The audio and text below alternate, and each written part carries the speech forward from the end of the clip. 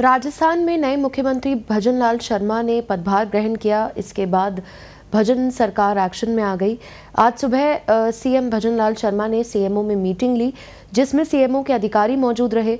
इसके कुछ देर बाद ही 4 अफसरों पर गाज गिर गई। प्रमुख सचिव कुलदीप रांका सहित 4 अफसरों को एपीओ कर दिया गया है। वहीं आरएएस योगेश श्रीवास्तव को मुख्यमंत्री का विशेषाधिकारी बनाया गया है। कार्मिक विभाग की ओर से इसके लिए आदेश जारी किए गए हैं, जिसके अनुसार आईएएस कुलदीप रांका, गौरव गोयल, आरती डोगरा व राजन विशाल को एपीओ कर दिया गया है। इसके साथ सीएमओ में लगे कई आरएएस का फेरबदल भी किया जा सकता है।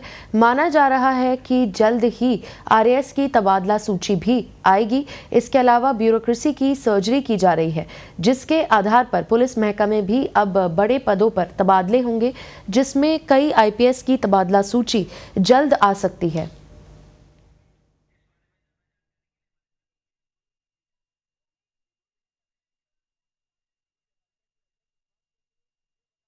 इस खबर पर ज्यादा जानकारी के लिए हमारे साथ जुड़ गए हैं हमारे वरिष्ठ सहयोगी उमेश जी। उमेश, क्यों किया गया ऐसा, क्या कारण रहा, विस्तार से बताएं।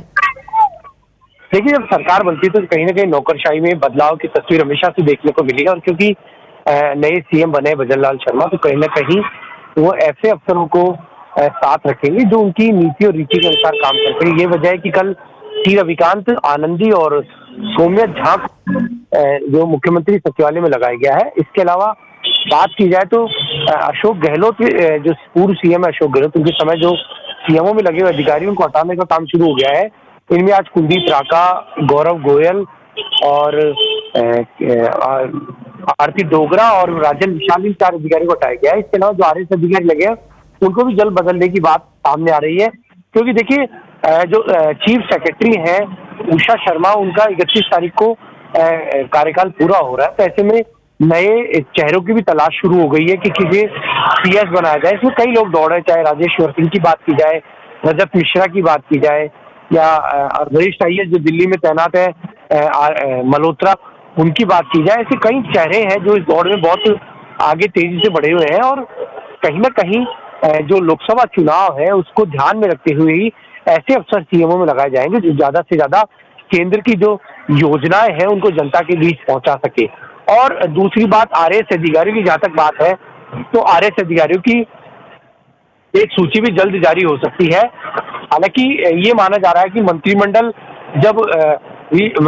का जब विस्तार किया जाएगा और कुछ नए मंत्री बनाए जाएंगे, तब उन मंत्रियों के हिसाब से भी महकमों में अधिकारियों की पोस्टिंग की जाएगी। तो कहीं ना कहीं आने वाले जो 2-4 महीने का समय है वो अधिकारियों को इधर से उधर करने का रहेगा। और साथ ही सरकार का फोकस ये भी रहेगा कि जो घोषणा पत्र है, कि घोषणा पत्र को सरकार एक सरकारी दस्तावेज बनाने की तैयारी में भी है। तो घोषणा पत्र को सरकारी दस्तावेज बनाने के बाद उसके अनुसार काम किया जाएगा। केंद्र की जो गारंटियां हैं उसको भी जो है जनता के बीच ले जाया जाएगा। जैसे आज विकसित भारत अभियान की एक शुरुआत की गई है, विकसित भारत संकल्प अभियान की शुरुआत की गई है।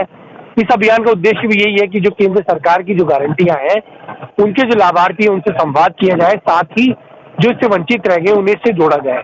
आज इसकी शुरुआत की है पीएम ने 5 राज्यों में, जहां पर चुनाव थे वहां सभी राज्यों में इसकी शुरुआत हो चुकी है और राजस्थान भी उनमें से एक शामिल है। तो कहीं ना कहीं आने वाला जो 3 से 4 महीने का समय है वो ब्यूरोक्रेसी में सर्जरी के साथ साथ केंद्र की योजनाओं के साथ राज्य सरकार जो नए अपनी योजनाएं रहेगी उनके क्रियान्वयन पर ध्यान देने के लिए करेगी।